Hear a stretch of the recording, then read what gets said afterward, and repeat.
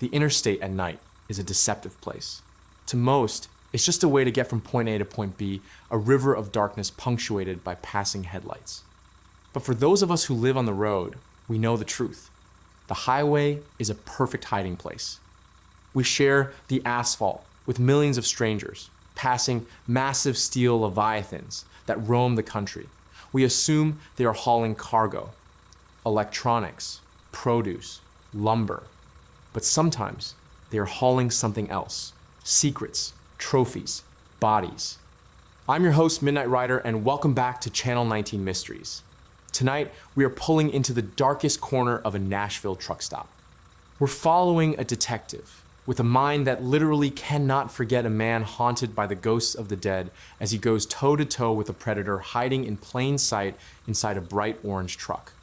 It is a story where the difference between a serial killer walking free and facing justice comes down to a single tiny speck of dust. Before we shift gears and head into the darkness, make sure to hit that like button, subscribe to the channel, and drop a comment below. Tell me, do you ever feel like you're being watched at a rest stop? Now, let's get into tonight's story.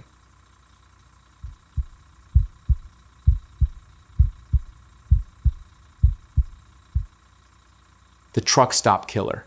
The date was July 12, 2007. To understand the sheer magnitude of this story, you first have to understand the environment in which it takes place.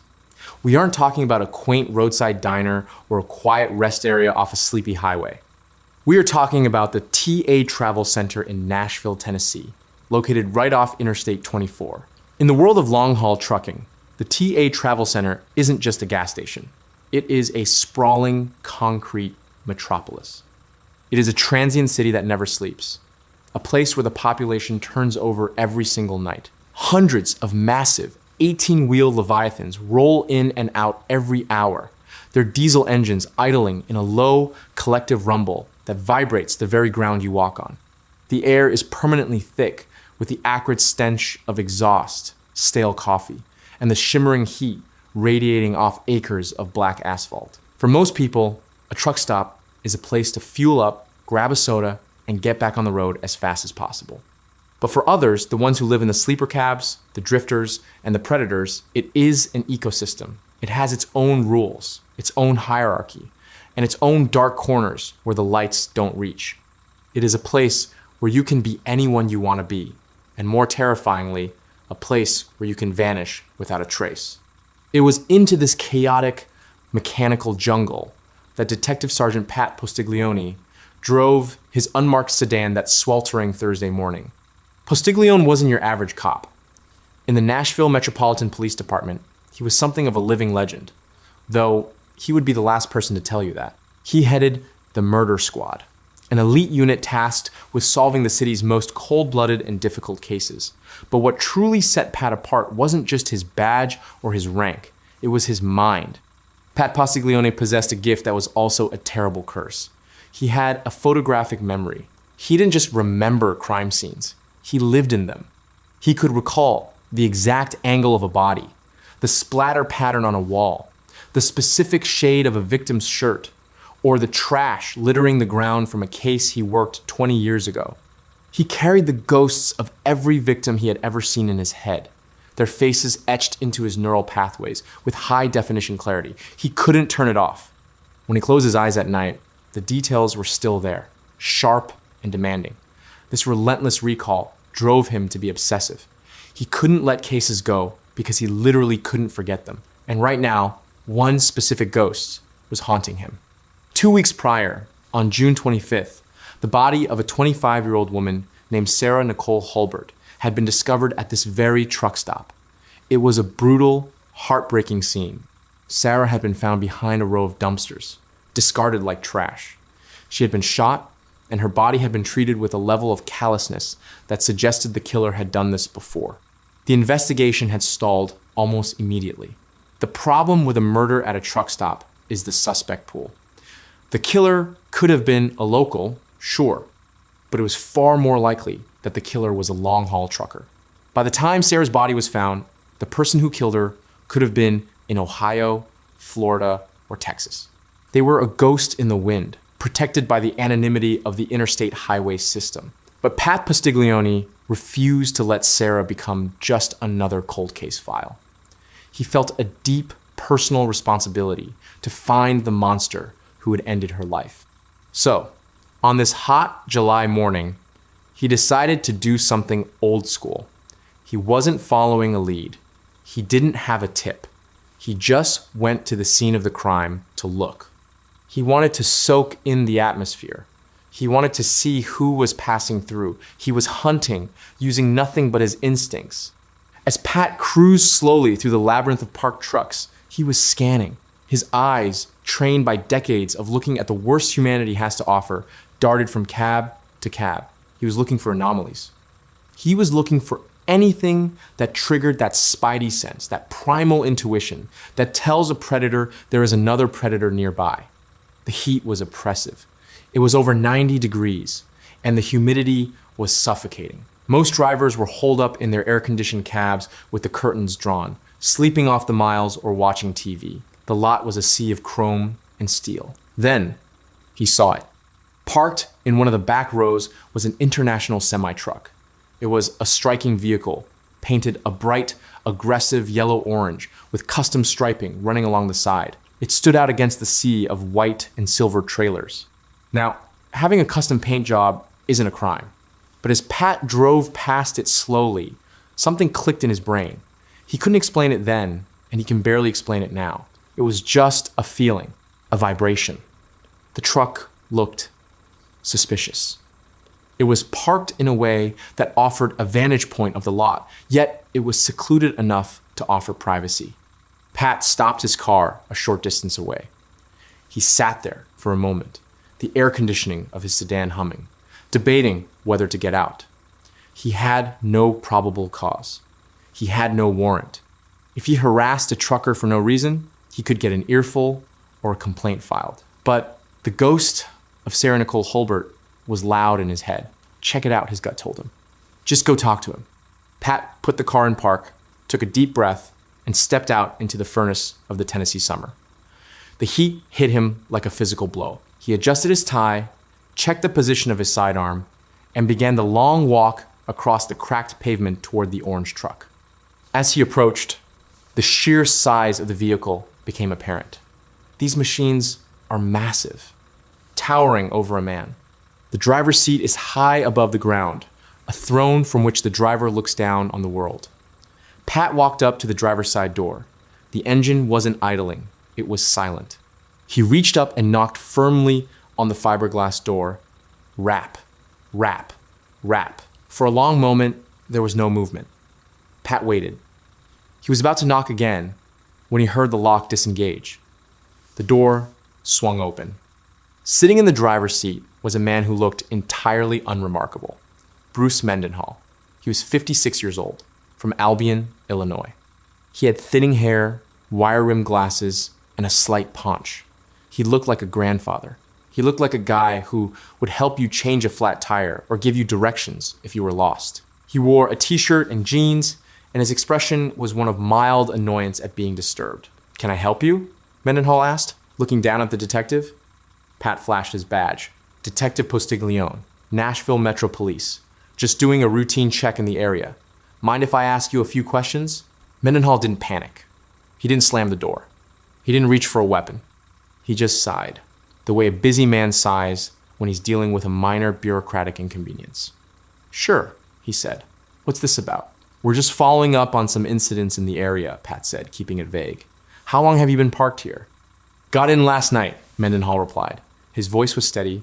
His hands were resting on the steering wheel. He looked relaxed. Pat continued the small talk, employing a technique known as verbal judo. He was trying to gauge Mendenhall's baseline behavior. Was he jittery? Was he sweating more than the heat warranted? Was he avoiding eye contact? Mendenhall was giving him nothing. He was calm, polite, and boring. Pat decided to push a little harder. "Do you mind stepping down out of the cab so we can talk eye to eye? It's a little hard shouting up at you." Mendenhall hesitated. It was a split-second pause, a micro-expression of calculation. Then he shrugged. All right. He turned his body to climb out of the high cab. As he swung his legs out and gripped the handle to lower himself down, the door swung fully open. exposing the interior panel of the driver's side door to the bright sunlight. And that is when the universe aligned for Pat Postiglione. Pat's eyes, those camera lens eyes that missed nothing, locked onto a tiny detail on the door frame, right near the latch. It was a speck, a small, rust-colored smear.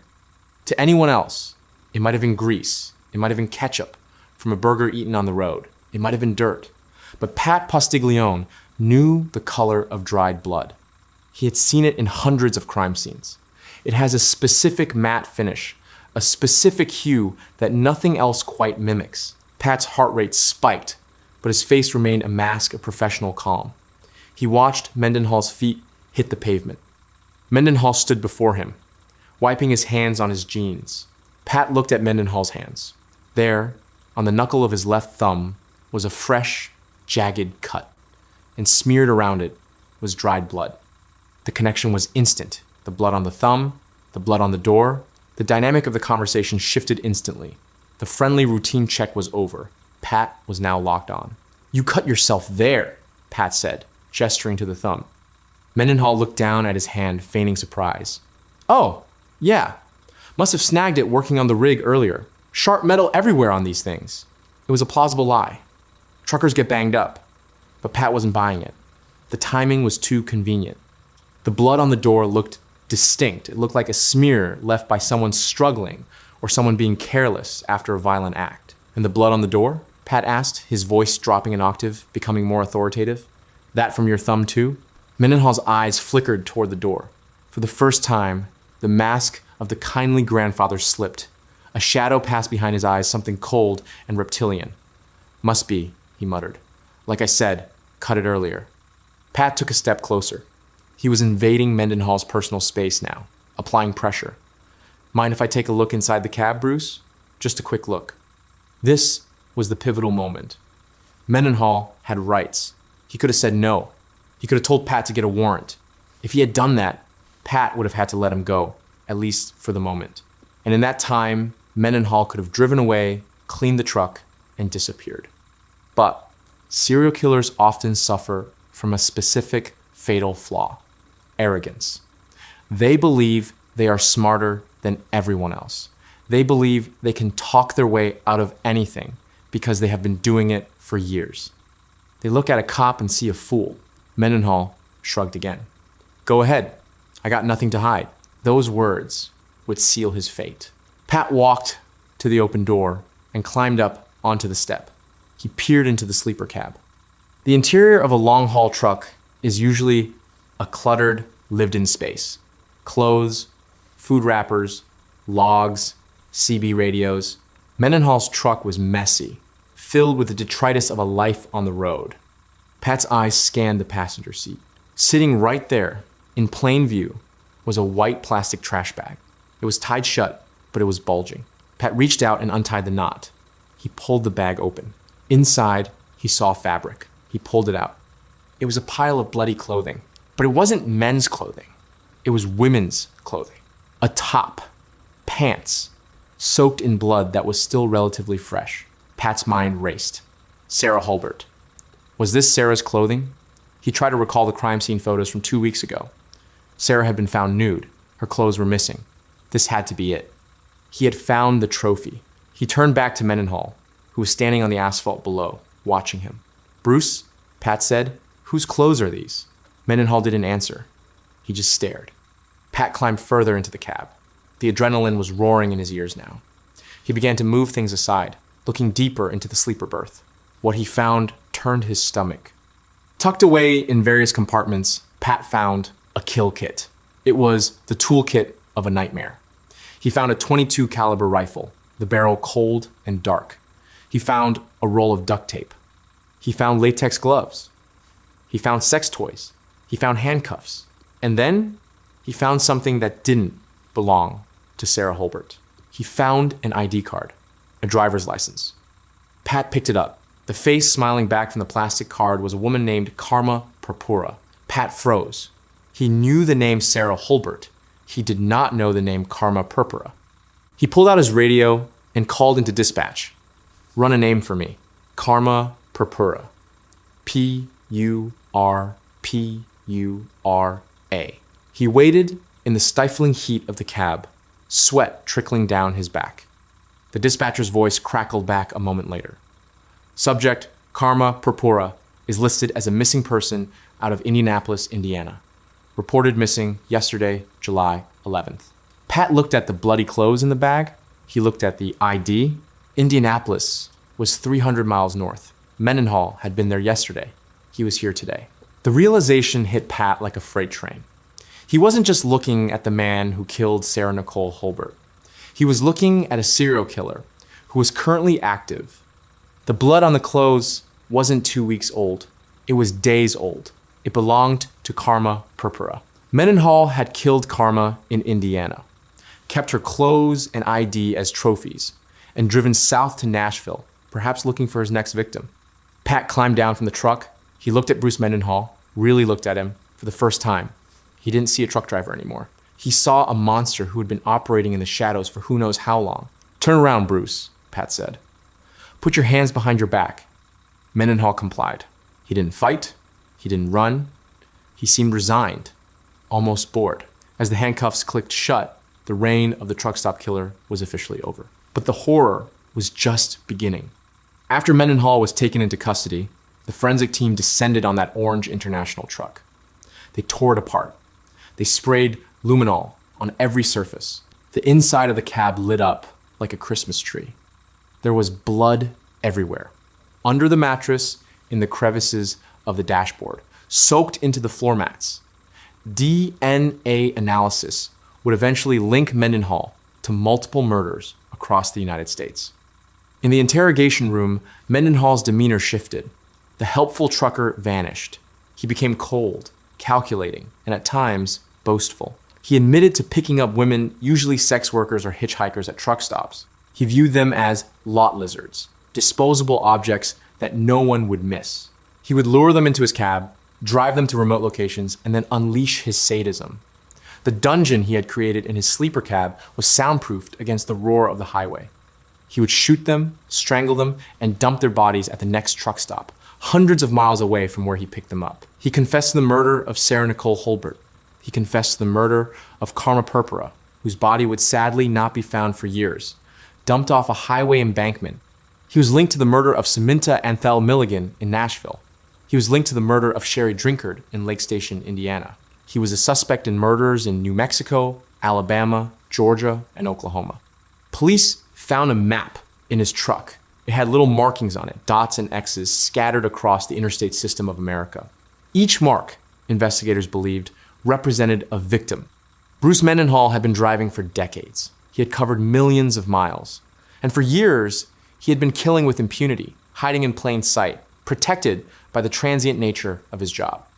If Detective Pat Postiglione had stayed in his office that day, if he hadn't decided to drive to the TA Travel Center on a whim, if he hadn't noticed a generic orange truck, and most importantly, if he hadn't spotted that single tiny speck of dried blood on the doorframe, Bruce Mendenhall would have fueled up his truck, driven out of Nashville, and disappeared back onto the highway. And somewhere down the road, in another state, in another dark parking lot, another woman would have climbed into that cab and never come out. It is a terrifying reminder of how thin the line is between safety and danger. We pass these trucks every day on the highway. We see them parked at rest stops. We never think about what might be happening behind those curtains in the sleeper berth. But Pat Postiglione thought about it. And because he looked where no one else wanted to look, the monster was finally caged. Bruce Mendenhall drove millions of miles across this country. He was a ghost in the machine, a predator hiding behind the wheel of a bright orange truck. And the terrifying truth is, he isn't the only one. We pass them every day. We park next to them. We buy coffee beside them. We assume the person in the lane next to us is just doing a job. But as Detective Postiglione found out, sometimes they are hunting. It's a reminder that the line between a routine stop and a nightmare is thinner than we think sometimes. It's as small as a speck of blood. If this story kept you on the edge of your seat, go ahead and hit that like button and subscribe to Channel 19 Mysteries. Turn on notifications so you never miss a trip into the darkness. And I want to hear from you. Let me know in the comments, does this change how you look at truck stops? And if you have your own story, a creepy encounter on the highway, a near miss, or something you can't explain, send it to me at mycreepyencounter@gmail.com. Your story might just be the next one we cover. I'm Midnight Rider. Until next time, keep your eyes on the road, keep your doors locked, and watch your six. Stay safe out there.